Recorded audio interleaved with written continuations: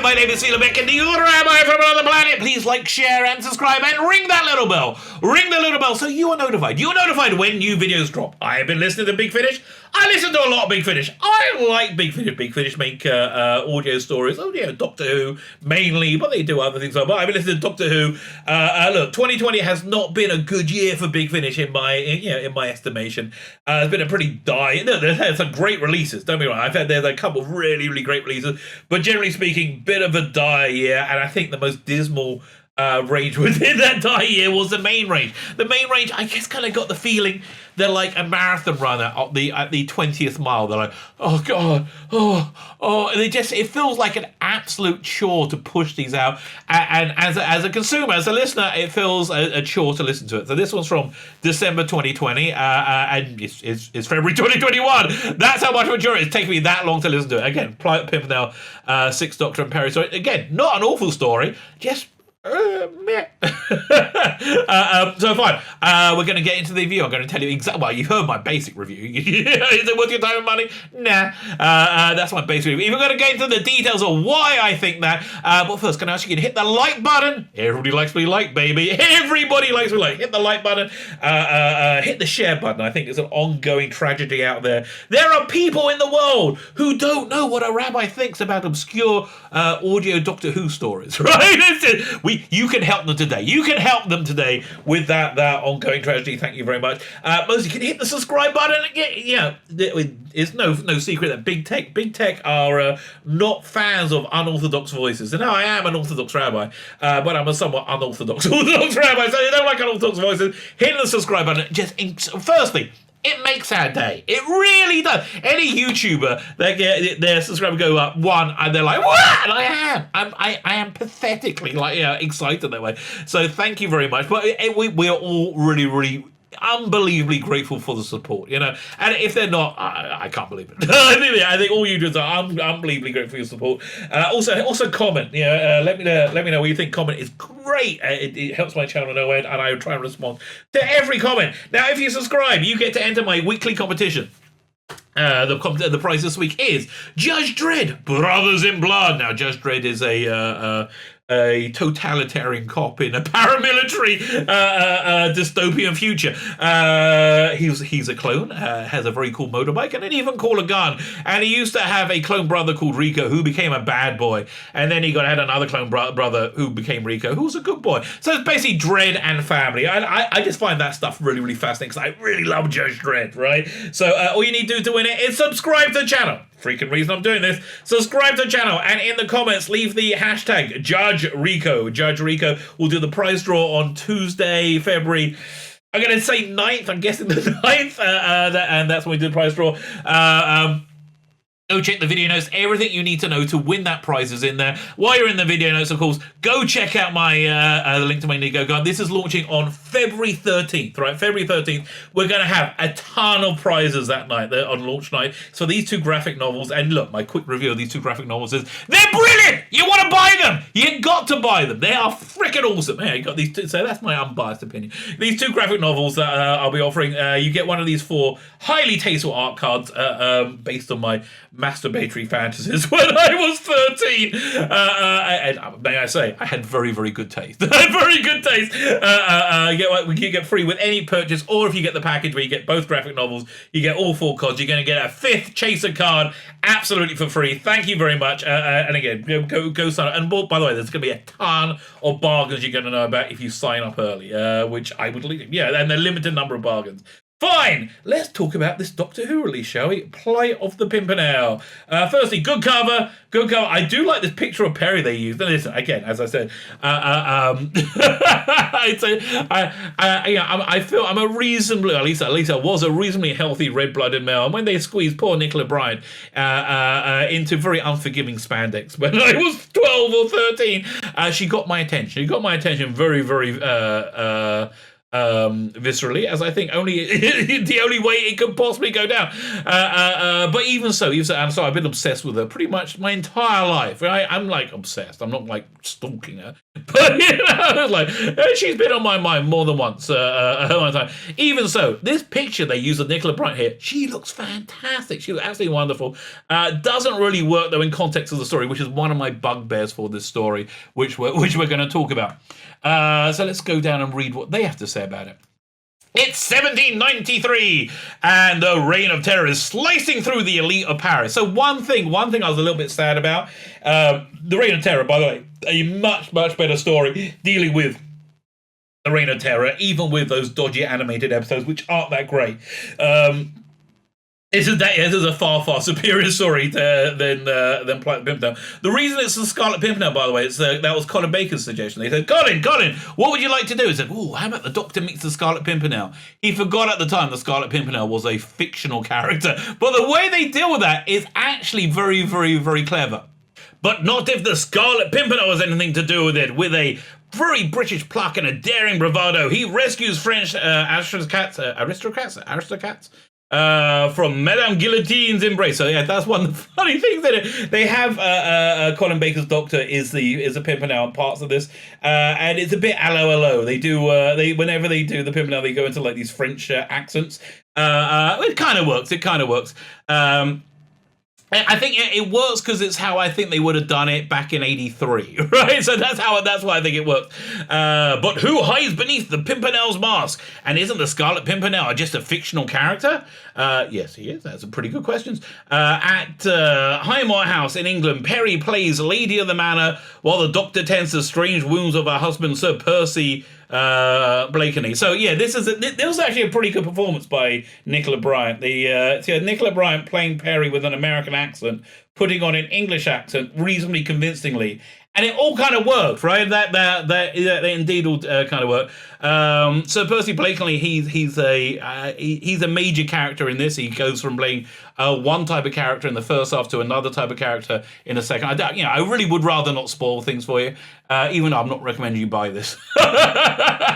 He goes from one type of character in the first half, and he gives a very, very good, convincing, layered, three-dimensional performance. He goes toe-to-toe with Colin Baker, who always gives a great performance. By the way, I'm looking at these other releases on the page right now. Widow's Assassin, freaking awesome. Love that one. Sixth Doctor and Perry, absolutely terrible. Absolutely terrible. Avoid that one like the plague. It's really bad. As Perry prepares to host a lavish ball in Sir Percy's name. So this is another, it gives me an insight into another problem with this story, in that there's just really not enough plot to go around, and this whole aristocratic ball thing, there's a reasonably good big plot point that goes through, the 2 or 3 episodes, and it just feels like it's shoved in there to give you more time, more stuff going on, and it does in the end. Firstly, you don't really notice it that much, which you should do. It should have been the focal point to I think probably the second episode, but it does seem to be a bit of a rip off of Girl in the Fireplace, when you got the TikTok robots, the clockwork robots invading, pretty revolutionary France, at a ball. So that does seem, and it just seems a bit. It's put in to give Perry something to do. Well, they quickly find something else for Perry to do in the second episode, when the Doctor, and this is another bugbear I have with this episode.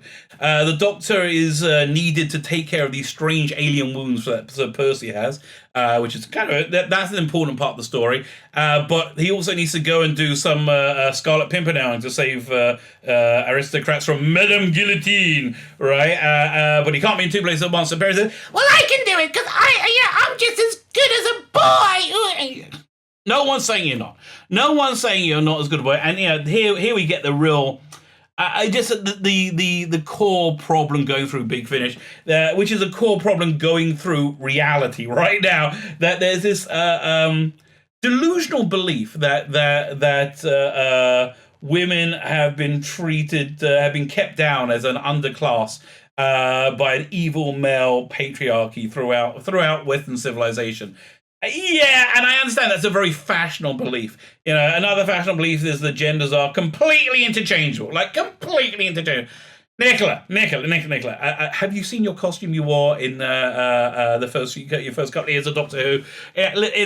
Nothing about it screamed gender neutral, right? Like having wearing spandex over a pair of reasonably large boobs, right? Low cut spandex over reasonably large boobs and short shorts and heels doesn't scream to me, "Hi, I could be a boy or a girl." No, it doesn't scream that at all. It screams, "I'm a girl."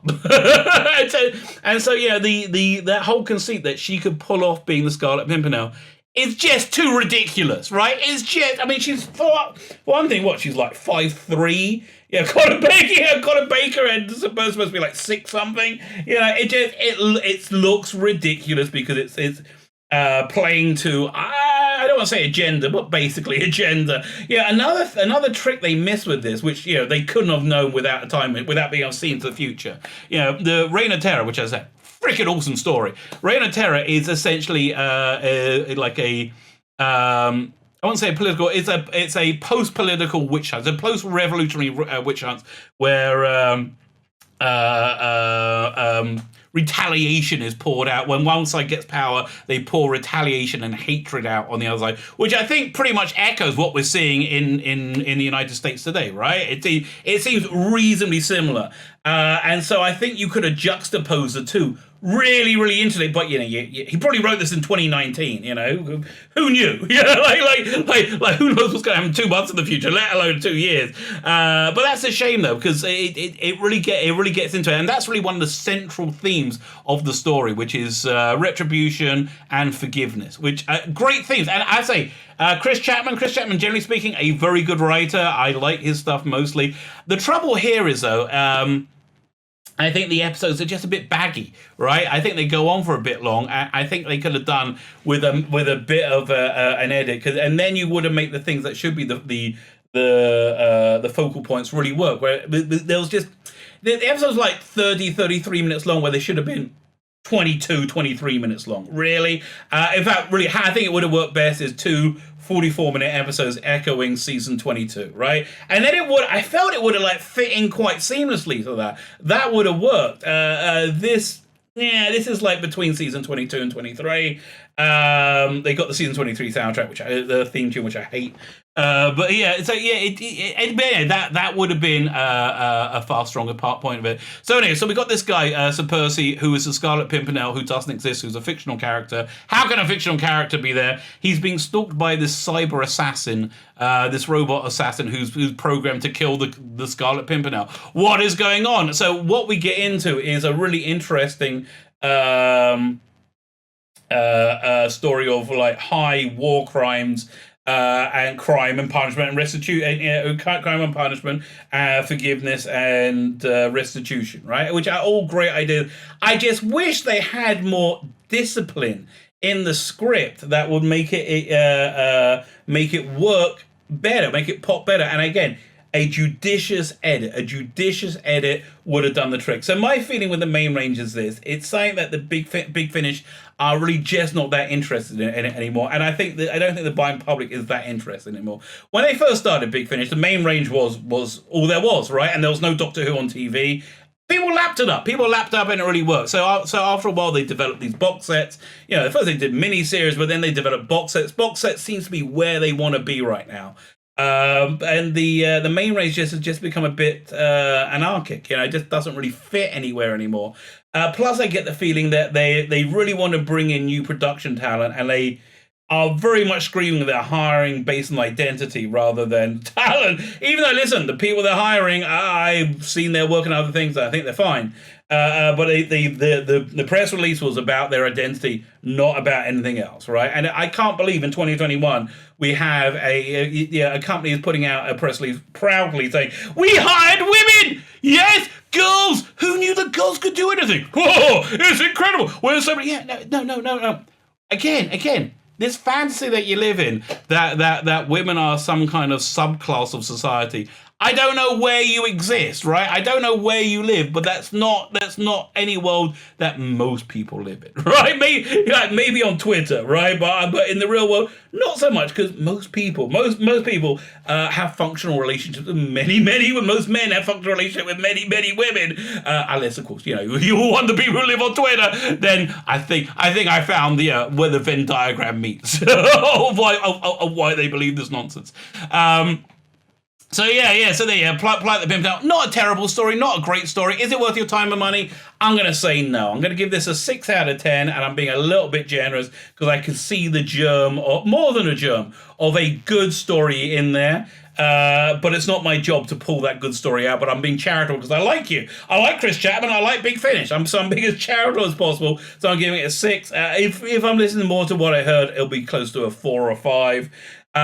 So yeah, like I can't recommend that to you. Is it like essential viewing, listening? No, you can completely skip this and not feel like you missed any part of Doctor Who, right? That's the essence of a completist, right? How can I miss a Third Doctor story? You can really feel that you haven't really missed any point of Doctor Who because it's going to be forgotten in days. It's probably forgotten by now, right? Which is, again, just an absolute crying shame. So there you go. Is it worth your time and money? Nah, not really. But look, I love Big Finish. 2029 looks like a good year.